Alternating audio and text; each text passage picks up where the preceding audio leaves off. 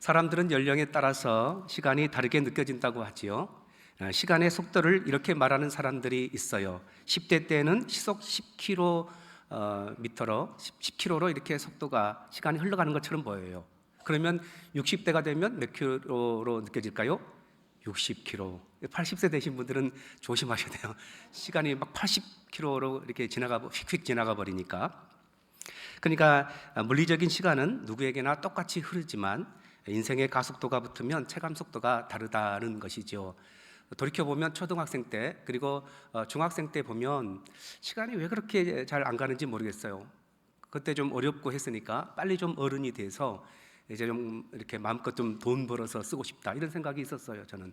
그리고 또 고등학생 때 또 얼마나 힘들었는지 몰라요, 공부하면서.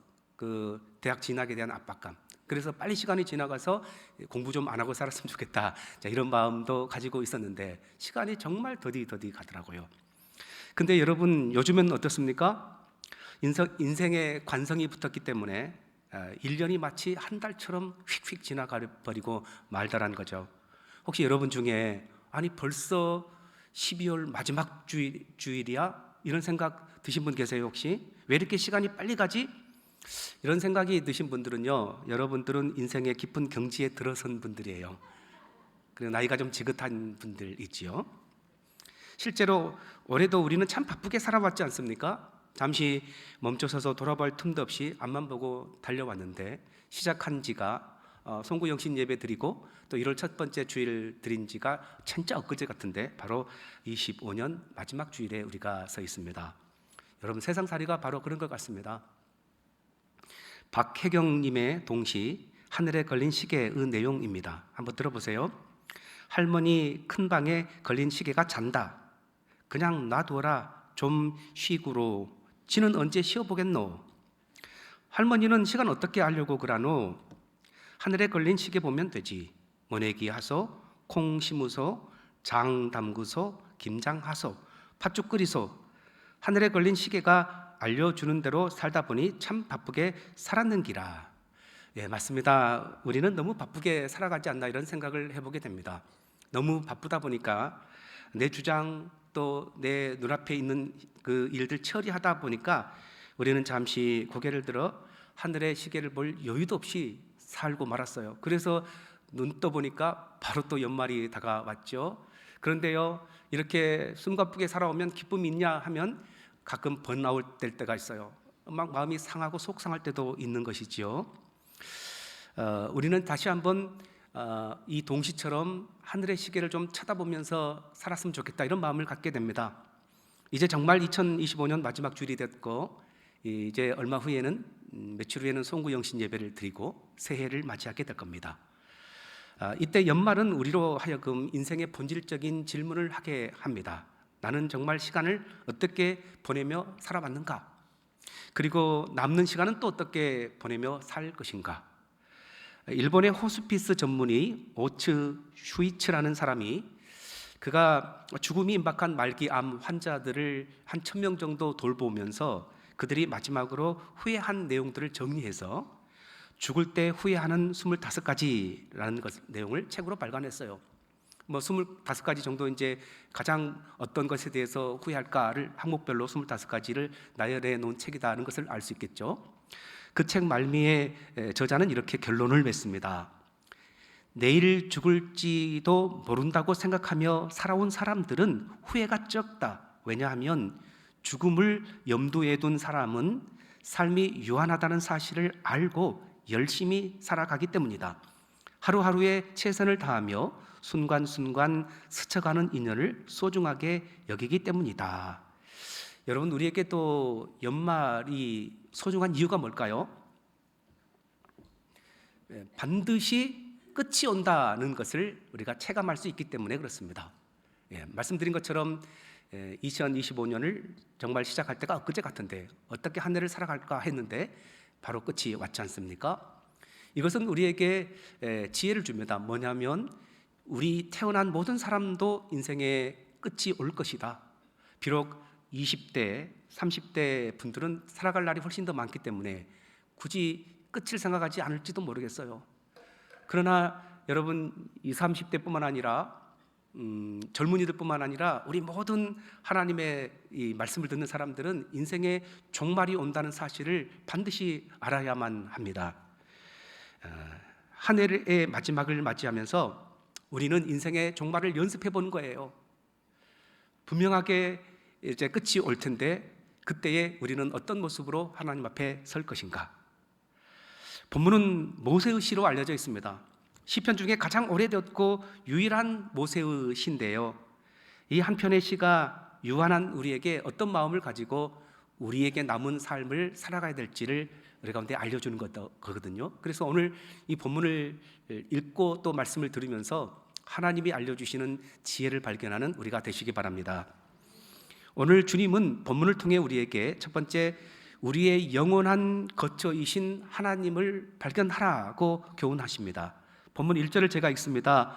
주여 주는 대대에 우리의 거처가 되셨나이다. 여러분, 거처가 무엇일까요? 거처, 거주지 또는 안식처 또는 피난처라는 의미가 있죠. 모세가 이 고백을 할 때에 당시 모세와 이스라엘 자손은 어디에 있었을까요? 광야죠, 광야. 왜냐하면 모세는 애굽에서 이스라엘 백성들을 이제 안내하여 광야의 40년 동안을 마무리하고 이제 그는 하나님께 부름 받았고 여호수아가 가나안 땅에 들어갔으니까 모세의 기도, 이 고백할 때는 광야 생활이었어요. 근데 여러분, 광야가 어떤 곳입니까? 사람이 살 만한 곳이 못 되죠. 그곳에서는 물이 없어요. 또 사람들이 농사 지을 만한 것도 못 돼요. 그곳에서는 낮에는 떼약빛 때문에 얼마나 무더위에 힘든지 몰라요. 그리고 또 밤에는 굉장히 춥기 때문에 몸을 움츠려야만 합니다. 황량한 흙과 돌들이 널려 있는 곳. 모세는 신명기에서 광야의 삶을 회고하면서 이렇게 고백한 적이 있어요. 광야를 그 광대하고 위험한 광야, 곧 불뱀과 정갈이 있고 물 한 방울 없는 메마른 땅이라고 그가 회고하고 있는 거죠. 자연히 광야 생활은 어렵겠죠. 고달프겠죠. 그래서 이스라엘 백성들의 여러분 과거 역사를 아시죠? 그들이 광야에서 얼마나 많이 불평했는지 몰라요. 배고프다고 그리고 또 힘들다고 계속 모세 앞에 원망을 토해냈죠. 자, 근데 모세는 뭐라고 고백합니까? 주는 대대에 우리의 거처가 되셨다라고 고백하고 있어요. 하나님께서 거처가 되시기 때문에 염려하거나 불평하거나 두려워하지 말라는 의미죠. 여러분, 실제로 하나님께서 광야 40년 동안에 이스라엘 백성을 어떻게 인도하셨습니까? 말씀드린 것처럼 낮에는 구름 기둥으로 밤에는 불 기둥으로 그들과 함께 하셨습니다. 그리고 그들이 한 번도 농사를 지어본 적이 없어요. 그럼에도 불구하고 그들이 장정만 60만 명, 남녀노소 다 합해서 보통 200만이 넘는 인구로 추산합니다. 그들을 40년 동안 굶주리지 않고 먹이셨잖아요. 그들 가운데요, 목마르지 않도록, 다 목말라 죽지 않도록 반석에서 광야에서 물을 내셨어요. 척박한 광야였으나 하나님 안에 있을 때에 그곳은 안전한 그들의 거처가 되었죠. 반면에 이스라엘 백성이 가나안 땅에 진군해서 첫 번째 얻은 여리고성은 어떻습니까? 보기에 그 여리고성은 굉장히 안전한 철옹성 같은 곳이었어요. 아마 그 땅 백성들은 그것을 자랑하면서 우리는 안전하다 장담했을 겁니다. 그러나 하나님이 그 성을 이스라엘 백성에게 넘겨주니까 어떻게 됐어요? 한순간에 멸망하고 말았죠. 여러분, 우리의 진정한 피난처는 환경이 아니라 하나님이심을 믿으시기 바랍니다. 하지만 사람들은 이 하나님보다도 눈에 보이는 재물이나 그리고 명예나 권력들을 더 의지하는 것 같아요. 그것이 우리에게 참 안식을 줄 것처럼 생각해요. 하지만 탕자 비유 여러분 아시죠? 누가복음 15장에 둘째 아들이 정말 아버지 밑에 사는 것이 지긋지긋했어요. 그래서 자기에게 돌아올 분깃을 반강제적으로 막 달라고 해서 가지고 나갔죠. 여러분, 돈을 손에 쥐면 얼마나 행복한지 몰라요. 그거 가지고 나가서 허랑방탕하게 마음껏 썼어요. 그러나 그것이 그에게 온전한 안전을 주지 못했죠. 돈이 떨어지자 다 떠나가리고 결국 그는 돼지보다 못한 삶을 살았죠. 돼지를 치면서 돼지가 먹는 쥐업 열매를 먹고자 했지만 그에게 주는 사람도 없었어요. 언제 그의 삶이 안정이 되었습니까? 아버지의 집으로 돌아왔을 때에 그가 드디어 안식을 얻게 된 거죠. 어떤 사람은 권력이 안전을 보장해 준다고 생각합니다. 그러나 여러분, 우리가 구약의 이스라엘의 초대왕 사울을 한번 떠올려 보십시오. 그가 왕이 되었어요. 절대 군주잖아요. 그러나 하나님이 그를 떠나자 악신이 그를 힘들겠죠. 살 수가 없고 힘들어서, 그래서 누군가가 와서 수금을 타야 악신이 잠깐 떠났다가 그때야 안정을 얻었지만 그는 불안 가운데 치를 떨어야 했습니다. 자신을 누군가가 꼭 해야 할 것만 같았죠.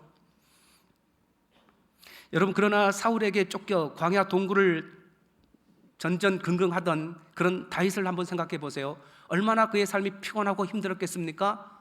그러나 시편 4편 8절에서 다윗은 이렇게 고백합니다. 내가 평안히 눕고 자기도 하리니 나를 안전히 살게 하시는 이는 오직 여호와시니라. 아멘. 다윗은 쫓기는 신세였죠. 그럼에도 불구하고 하나님을 피난처로 삼으니까 그는 안전하고 평안했다라고 고백하는 거죠. 여러분, 지금 우리는 광야 같은 세상을 살아갑니다. 세상 어디를 둘러보아도 우리 가운데 참 안식은 없을 것처럼 보여요. 하지만 대대로 우리의 거처가 되시는 하나님, 우리가 그 하나님 안에서는 온전히 안전을 누릴 수 있음을 믿으시기 바랍니다. 자, 그렇다면 하나님은 왜 우리가 오늘 본문에서 돈이나 권력이나 또 우리의 그 호화로운 집, 이것이 우리의 영원한 거처가 되지 못하고 하나님만 영원한 거처가 된다고 우리 가운데 알려주실까요? 이 모든 것들이 다 일시적이고 현세적이기 때문입니다. 순간적인 거예요. 하지만 하나님은 영원하신 분이신 줄 믿습니다. 우리를 하나님께서 영적인 존재로 만드시고 영혼을 사모하는 존재가 되게 하셨어요. 그러니까 우리는 이 땅에서 현세적이고 순간적인 것에 만족하며 살 존재가 아니란 거예요. 반면에 하나님은 어떤 분입니까? 2절을 보면 산이 생기기 전 땅과 세계도 주께서 조성하기 전 곧 영원부터 영원까지 주는 하나님이시니이다. 아멘. 우리가 사람들이 의지하는요, 물질, 건물, 그리고 명예나 권력도 사라질 때가 있어요. 낡고 사라지죠. 그러나 하나님은 영원토록 변치 않는 분이세요. 모세가 바로 그것을 깨달은 겁니다. 눈에 보이는 그가 거주하던 장막이 진정한 그의 안식처가 아니고 영원전부터 계신 하나님, 그분이 우리의 진정한 영혼의 집, 거처가 되신다는 확신이 있었죠. 이 연말에 썩은 동아줄 같은 흔들리는 세상 것들 바라보지 마시고 하나님을 의지하는 우리가 되시기 바랍니다. 오늘 본문은 두 번째, 인생의 유한함을 알고 하나님의 자비를 구하라고 고면합니다. 우리 3절을 한번 같이 읽어볼까요? 3절입니다. 주께서 사람을 티끌로 돌아가게 하시고 말씀하시기를 너희 인생들은 돌아가라 하셨사오니. 아멘. 사람은 이 땅에 영원히 살 존재가 아니죠. 때가 되면 티끌, 흙으로 돌아가야 된다고 오늘 본문에 말씀하고 있어요. 권력이 많은 사람도 부자인 사람도 동일하게 한순간 살다가 이 세상을 떠나야 합니다. 여러분, 우리 중국의 진시 황제 알죠? 권력가였어요. 대단한 부자였어요. 그래서 남녀 막 젊은이들을 막 전국 가까운 곳곳에 보내며 심지어 우리나라까지도 왔다고 하더라고요. 불로초를 좀 구해와라. 죽기 싫으니까, 늙기 싫으니까. 그러나 진시 황제 아직까지 살아 있습니까? 네, 죽었어요. 금방 죽게 됩니다. 여러분, 그 이집트의 파라오, 또 권력이 얼마나 또 컸습니까? 죽기 싫어서 그 시신을 이제 미라로 처리한 거죠. 그러나 그 생명은 영생할 수도 없고 죽을 수밖에 없고 그냥 나중에 도굴꾼들에 의해서 다 그 묘가 파헤쳐져서 우리가 그거 구경하러 다니고 하지 않습니까? 사람은 배운 자든 못 배운 자든 권력자든 권력이 없든지 간에 다 죽을 수밖에 없고 죽음 앞에서는 차별이 없는 거죠. 예전에 우리가 좀 이제 잘 못 살았을 때는요, 회갑이 얼마나 중요했는지 몰라요. 한 60년 사는 것이 굉장히 큰 것이었죠. 그런데 요즘에는 100세 시대가 되었죠. 연세가 많은 분들이 좋아하는 노래 중에 내 나이가 어때서라는 노래가 있습니다. 좋아하시는 분 가끔 계시죠? 이제 그런 쾌활함과 낙천적인 자세로 사는 것은 좋습니다. 그래야 건강하지요. 그런데 아무리 장수해도요, 100세 넘으면 죽음이 가까이 왔다는 것을 우리는 다 압니다. 여러분, 더구나 우리는 하나님 앞에서 인간의 수명이 얼마나 유한하다는 것을 오늘 본문이 알려주고 있죠. 모세는 영원하신 하나님 앞에서 유한한 수명을 가진 인간이 얼마나 초라한가를 비교하고 있는데, 오늘 본문 4절 6절을 한번 같이 읽어보겠습니다. 주의 목전에는 천년이 지나간 어제 같으며 밤의 한순간 같을 뿐임이니이다.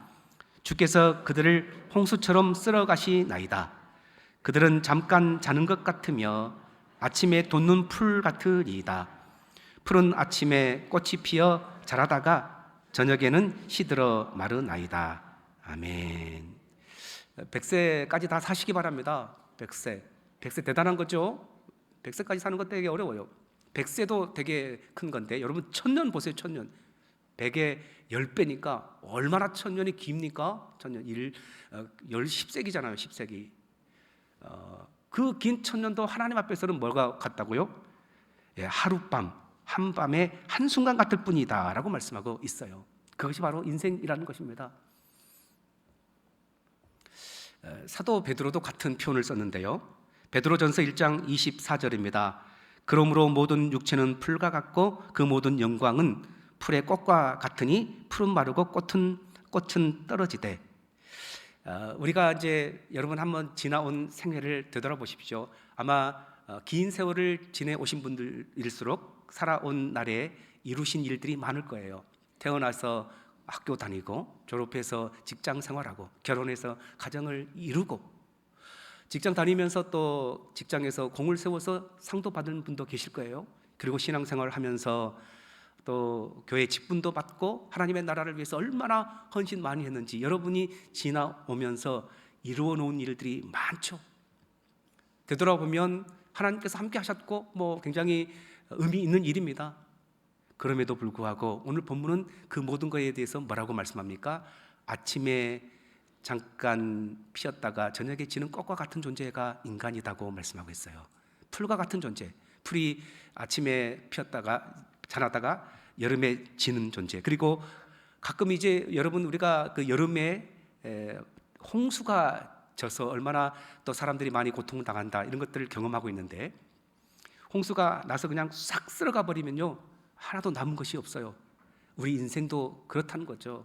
우리가 보기에 내가 70평생 80평생 이루어 놓은 것이 많고 한 것처럼 보이지만 한순간에 쓸어가 버리면 남는 것이 아무것도 없는 존재라고 분명히 우리의 유한성에 대해서 말씀하고 있습니다.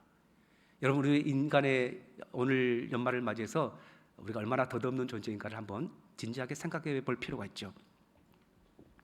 근데 우리는 더 심각한 현실을 또 직면하게 됩니다. 우리 인생이 하나님의 진노 아래에 있다는 사실이에요. 뭐 때문에요? 우리의 죄 때문에. 7절 9절이 그것을 잘 말씀합니다. 또 한번 7절 9절 같이 읽겠습니다. 우리는 주의 노에 소멸되며 주의 분내심에 놀라나이다. 주께서 우리의 죄악을 주의 앞에 놓으시며 우리의 은밀한 죄를 주의 얼굴빛 가운데 두셨사오니 우리의 모든 날이 주의 분노 중에 지나가며 우리의 평생이 순식간에 다하였나이다. 아멘.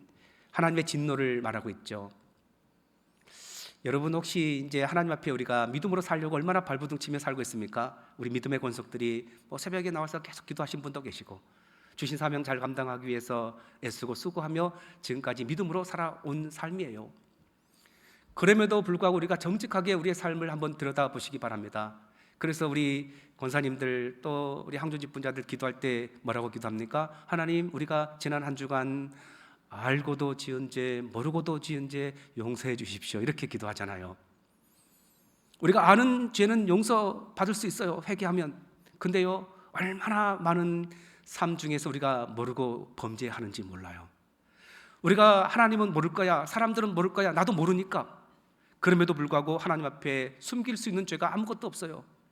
우리가 의식하지 못하는 사이에 얼마나 음란하고 정욕적이며 또 탐욕스러운 마음을 가지고 남을 정죄하며 살아갑니까?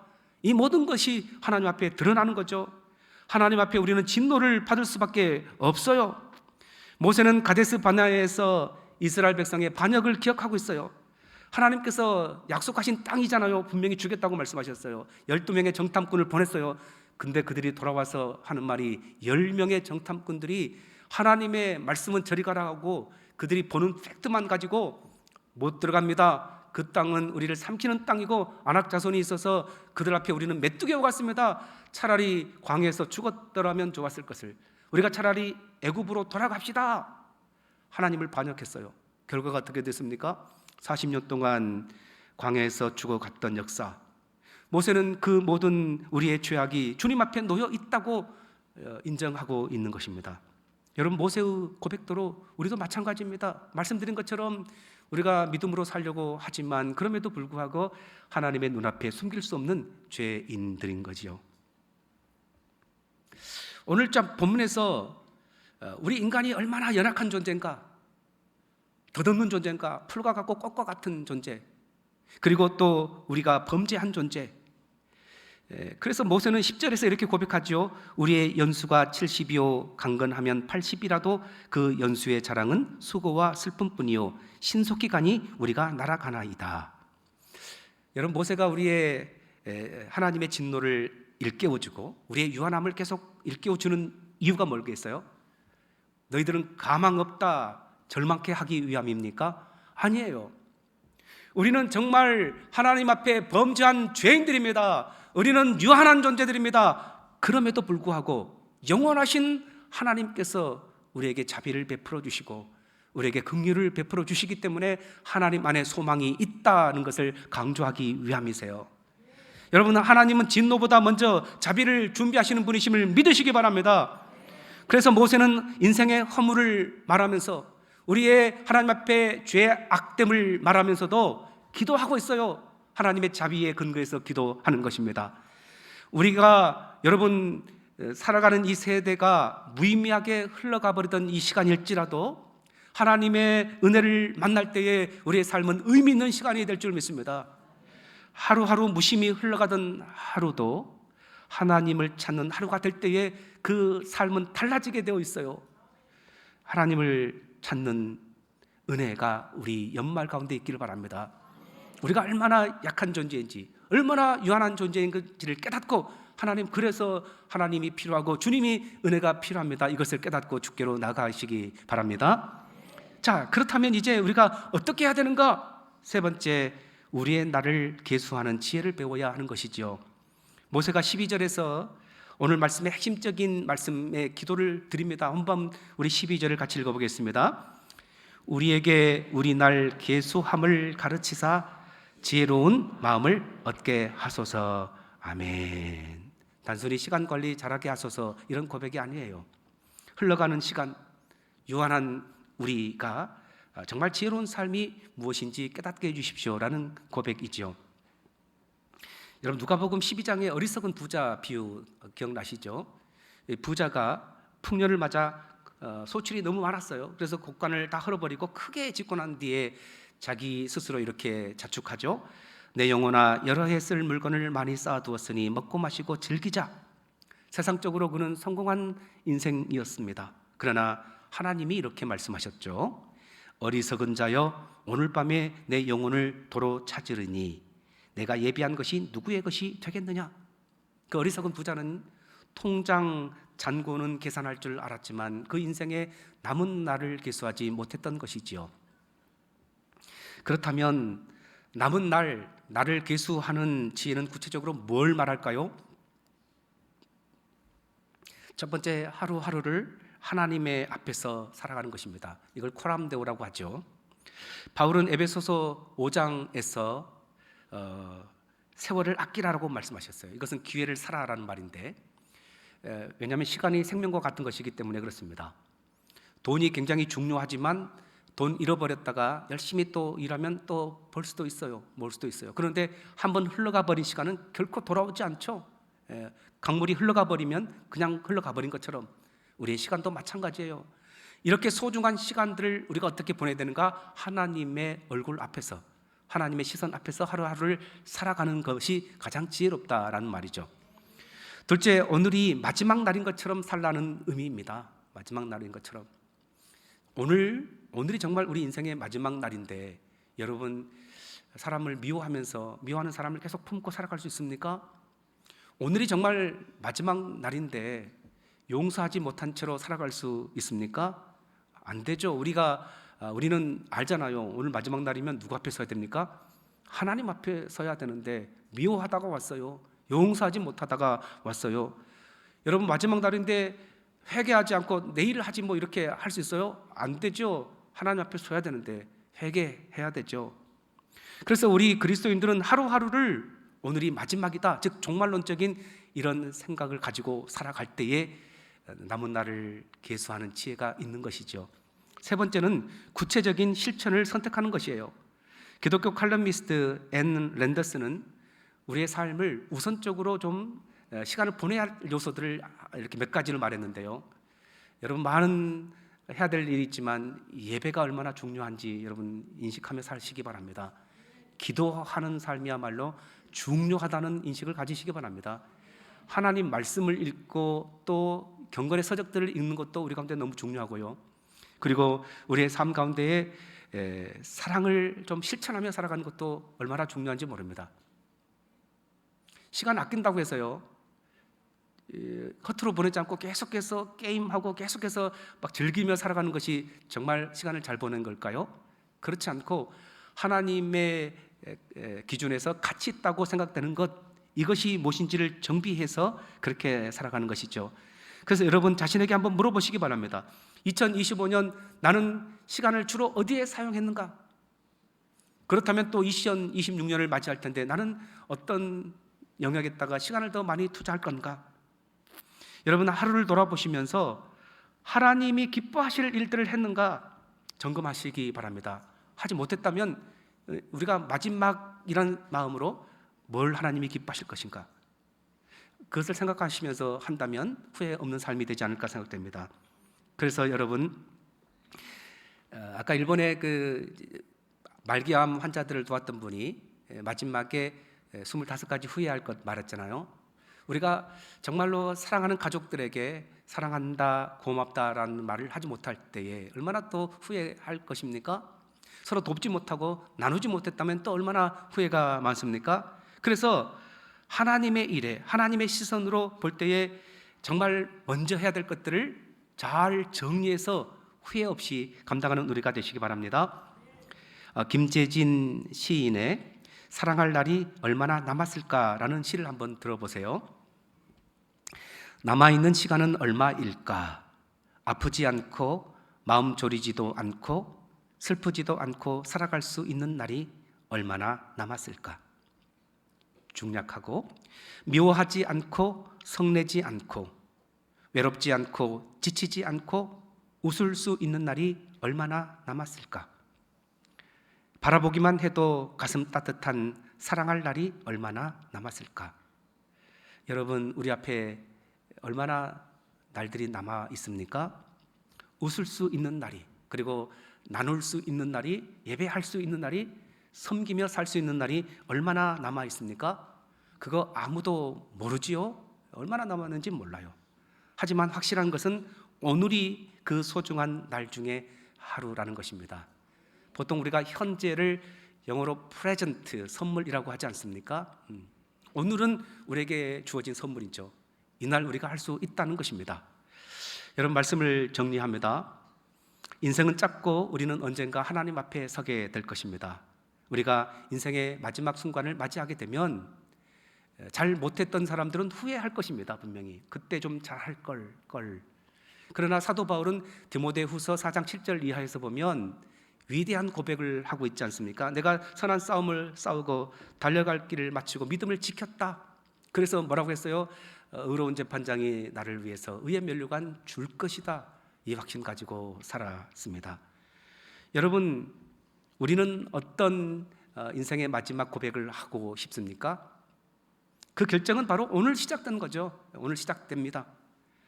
변하지 않는 하나님께, 영원하신 하나님께 그분이 내 거처가 되심을 인정하고 변화무쌍한 세상 것 잡으려고 막 뛰어다니지 마시고 하나님 앞에 인생의 닻을 내리는 우리가 되시기 바랍니다. 그리고 우리에게 주어진 시간을 하나님의 뜻대로 계수하며 살아가는 우리가 되시기 바랍니다. 그리고 우리 하나님은요, 우리를 심판하기 위해서 벼르고 계시는 분이 아니고 우리에게 상 주시기 위해서 우리를 기다리고 계시는 분이심을 믿습니다. 이 악하고 게으른 종아, 이렇게 책만 받는 것이 아니고 착하고 충성된 종아, 잘했다, 하나님께서 꼭 안아주시는 그날을 생각하면서 오늘이 마지막일지도 모른다는 확신 가지고 믿음으로 순종하며 살아가는 우리 모두가 되시기 바랍니다. 기도하겠습니다. 살아계신 아버지 하나님, 모세가 하나님 앞에 간구하기를 주는 대대로 우리의 거처가 되셨습니다. 고백했습니다. 비록 그의 백성들이 광야에서 그렇게 방황하며 살아갔지만 그럼에도 불구하고 하나님을 영원한 피난처 삼을 때에 그들은 안전했고 살아남을 수 있었던 것을 보게 됩니다. 그래서 연약한 그들, 범죄했던 그들, 유한한 그들, 그럼에도 불구하고 우리의 남은 날 계수할 지혜를 주십시오. 하나님만이 영원한 우리의 피난처가 되십니다 고백하며 주께 소망을 두는 자가 은혜가 있고 소망이 있음을 우리 가운데 가르쳐 주었습니다. 아버지 하나님, 우리에게도 지혜를 허락하여 주옵소서. 오늘이 우리 인생의 마지막 날인 것처럼 하나님 앞에 가장 우선순위를 두고 하나님의 시선으로 우리가 해야 될 것들을 잘 감당하며 살게 하여 주옵소서. 반드시 우리 인생에도 종말이 올 터인데 후회하지 않고 감사하며 사도 바울의 고백이 우리의 고백 되게 하여 주시며 하나님 앞에 칭찬 듣는 하나님의 존귀한 백성들 다 되게 하여 주시옵소서. 예수님 이름으로 기도하옵나이다. 아멘.